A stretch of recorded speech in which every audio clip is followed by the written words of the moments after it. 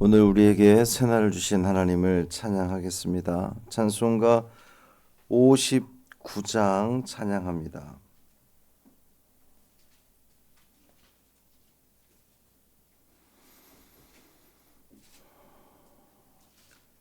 찬송 59장 하나님 아버지 어두운 밤이 지나 찬양함으로 새벽 기도회를 시작하겠습니다. 59장입니다. 하나님 아버지 어두운 밤이 지나 먼 동이 터서 밝은 아침 되니 우리가 이 시간 주님 앞에 나와 주 찬양합니다.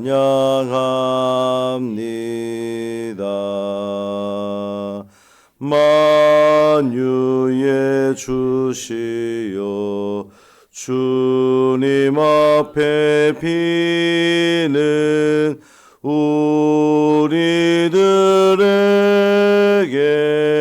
힘을 주시옵고 하나님 나라에 한량없는 은혜를 내리어 주소서.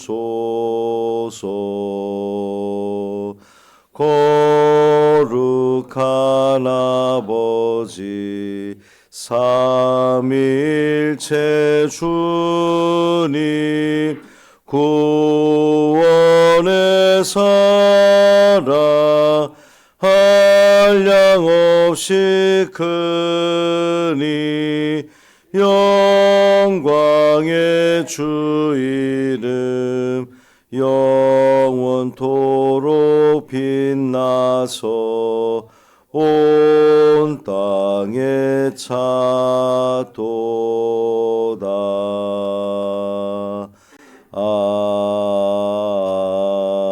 아멘.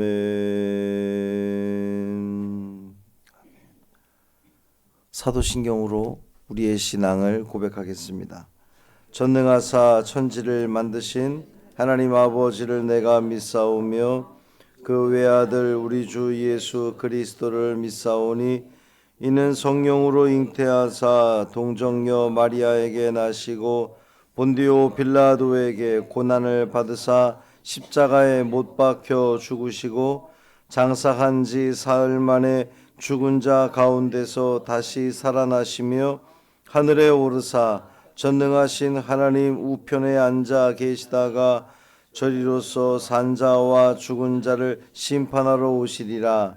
성령을 믿사오며 거룩한 공회와 성도가 서로 교통하는 것과 죄를 사하여 주시는 것과 몸이 다시 사는 것과 영원히 사는 것을 믿사옵나이다. 아멘. 미가서 1장 1절부터 7절까지 말씀입니다.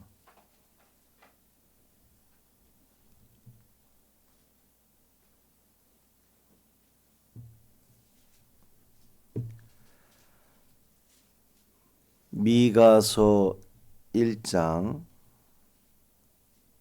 1절부터 7절까지 말씀 함께 읽습니다.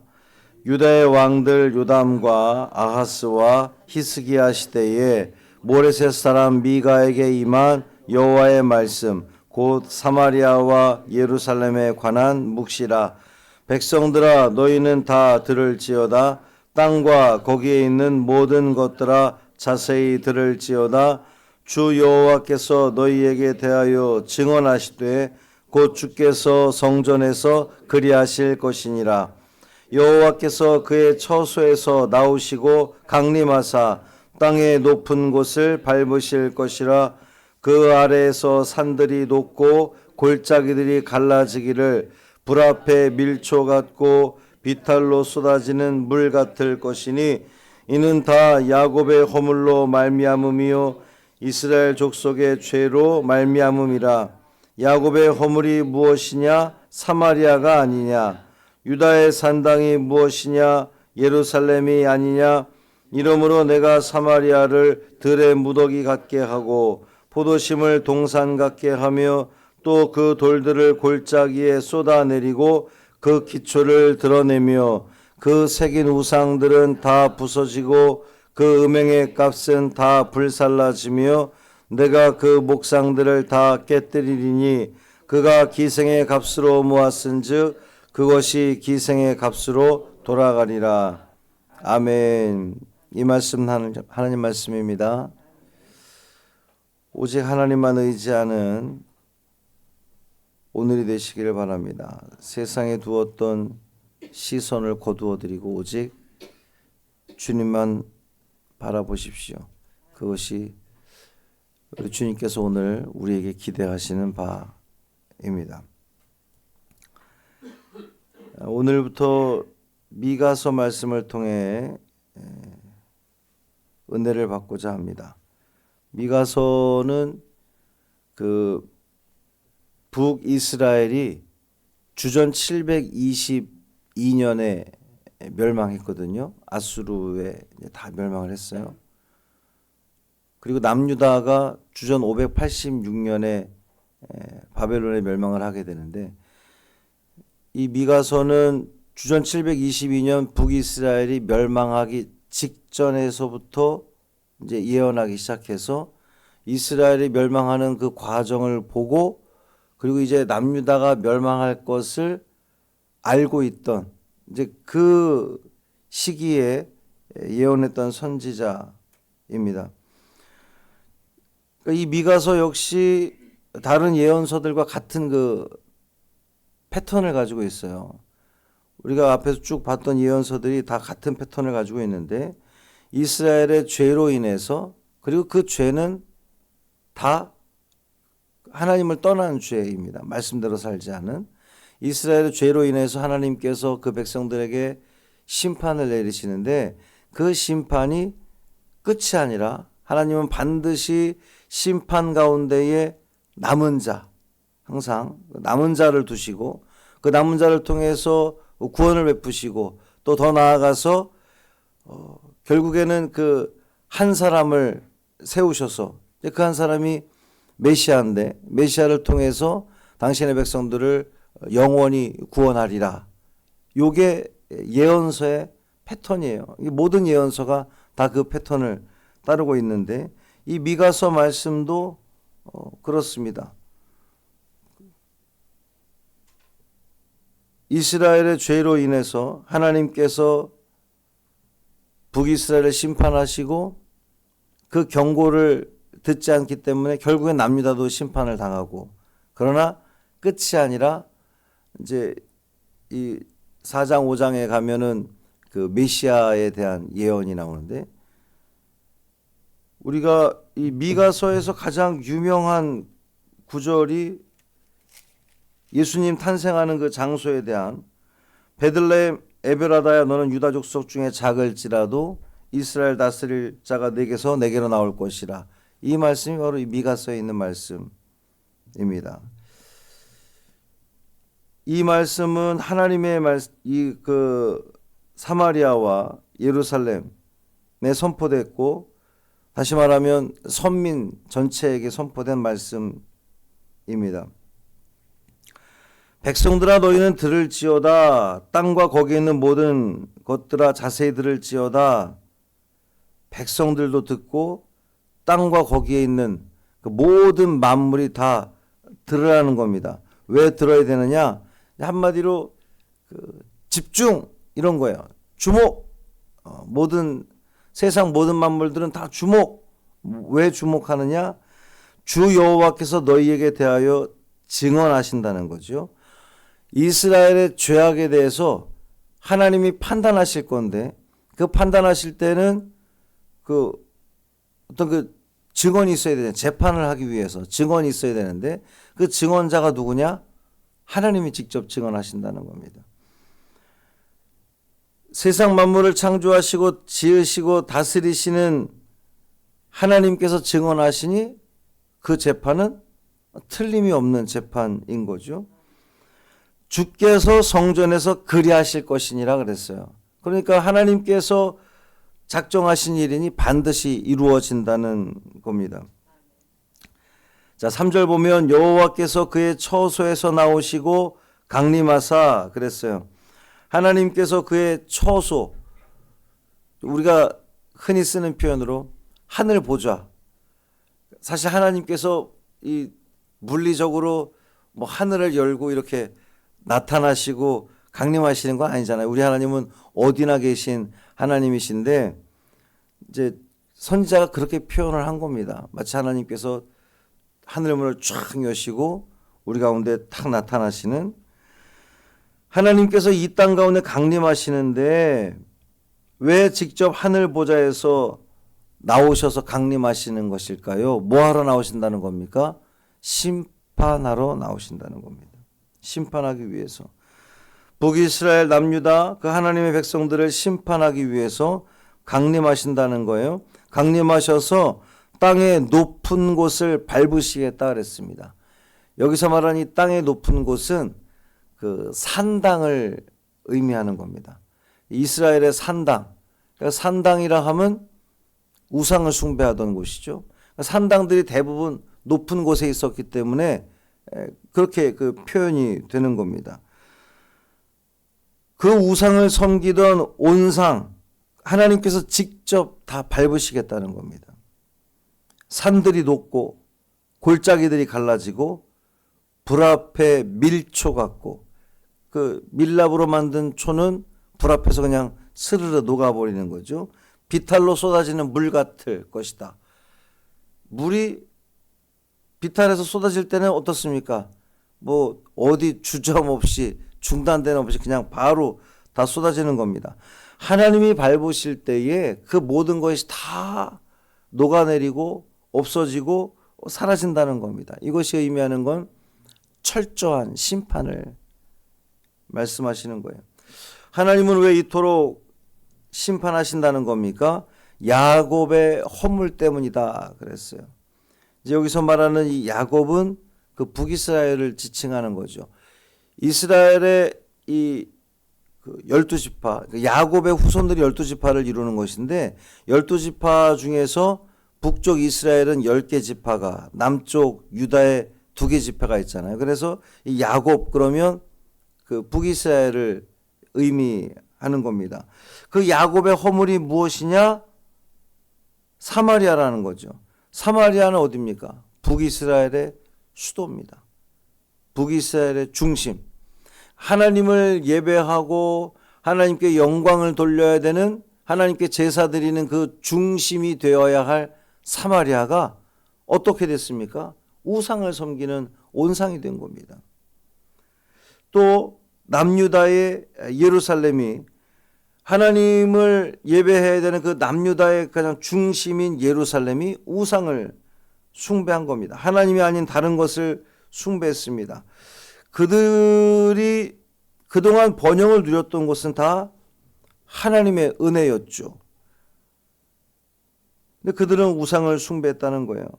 아수르가 강대국으로 떠오르면서 북이스라엘의 위협이 되었습니다. 나라의 위기가 온 거죠. 나라의 위기가 왔을 때 어떻게 해야 됩니까? 위협을 느낀다면, 여러분 우리 삶에 문제가 닥쳤을 때에 건강의 문제라든지 아니면 사업의 문제, 자녀들이 어려움을 겪을 때에 우리가 제일 먼저 드는 생각이 뭡니까?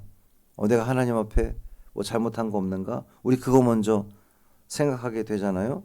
그래서 내 삶을 돌아보고 하나님께 간구하고 하나님을 의지하고 붙드는 것이 신앙인들의 기본인데, 지금 이스라엘은 아수르가 강대국으로 막 떠오르면서 막 위협을 가하는 거예요. 근데 이제 그 여로보암 2세 때에 북이스라엘이 가장 부강했다는데, 왜 부강했냐면 아수르가 강국으로 등장하면서 그동안 이 북이스라엘을 괴롭혔던 아람 나라가 도망치고 말았어요. 철수했단 말이에요. 잠깐 동안. 그러니까 그때에 나라가 평화로웠던 겁니다. 번영을 누렸던 거죠. 근데 그것이 영원한 번영이 아니었던 거거든요. 이내 그 아수르가 그들을 위협하고 공격하는 그러한 그 위기가 오는 것인데, 그때 그들은 하나님을 의지하지 않고 세상의 힘을 의지하는 겁니다.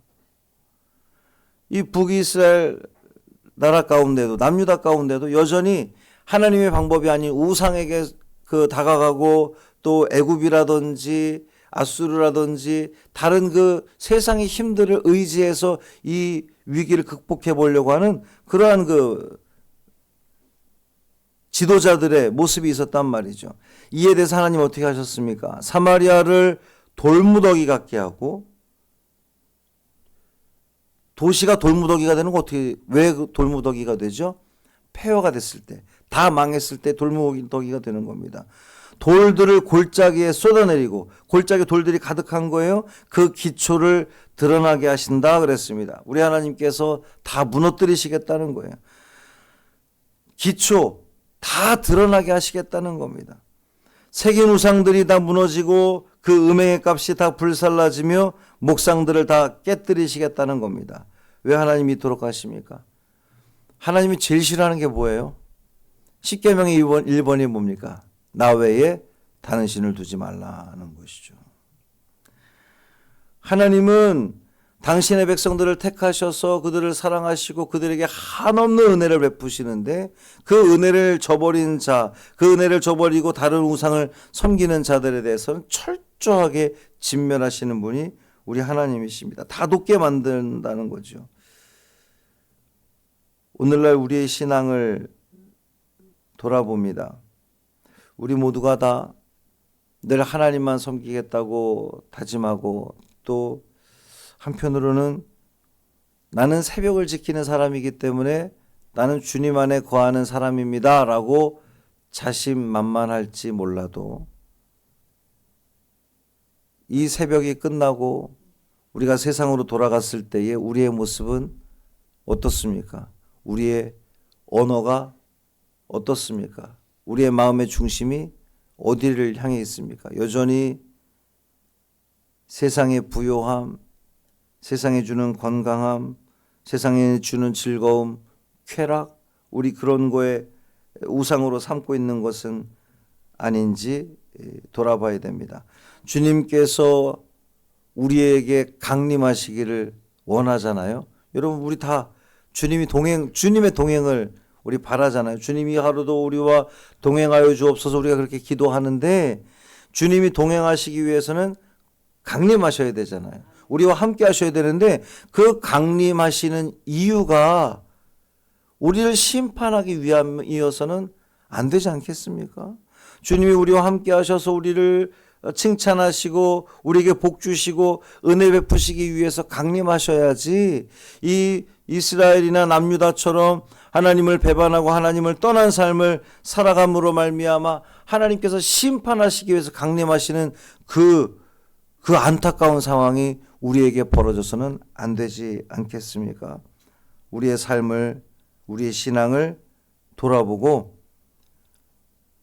세상이 말하는 성공을 우상으로 삼지 않게 하소서, 세상이 말하는 그 즐거움을 우상으로 삼지 않게 하소서, 내 자녀가 우상이 되지 않게 하소서, 우리 식구들이 우상이 되지 않게 하소서, 오직 하나님의 영광만을 위해 살아가는 우리가 되게 하소서. 그 믿음으로 이 하루를 살아가신다면 하나님께서 이 모든 것을 너희에게 더하시리라 약속하셨으니 그 은혜를 누리게 될 줄 믿습니다. 오늘도 주님 안에만 거하는 복된 우리 삶 되기를 주님의 이름으로 축원합니다.